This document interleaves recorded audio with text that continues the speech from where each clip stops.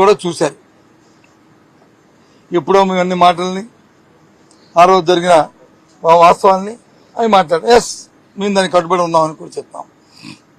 అందులో భాగంగాన ఇప్పుడు సాక్షాత్తు ఉన్న మన ఈ శాసనసభని ఈ సెక్రటరీ గురించి డిస్కషన్ వచ్చినప్పుడు గౌరవ మంత్రిగా ఆశ్చర్యంగా ఉంది.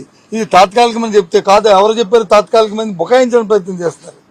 తాత్కాలికం కాదంట, కానీ నిన్నగాక మొన్న వచ్చి వాటికి మళ్ళీ టెండర్లు పెట్టడం అనేది అది ఎంతవరకు వాస్తవం ఆలోచించేయండి. సభా సాక్షిగా ఇవి తాత్కాలికం కాదని చెప్పిన మాటని ఒకసారి మీకు మళ్ళీ అందుకే ఇక్కడికి వచ్చాను, లేకపోతే డిస్కషన్ జరిగింది కదా వెళ్ళిపోదామని అనుకున్నాం. కానీ మీ అందరూ మళ్ళీ ఒకసారి దాన్ని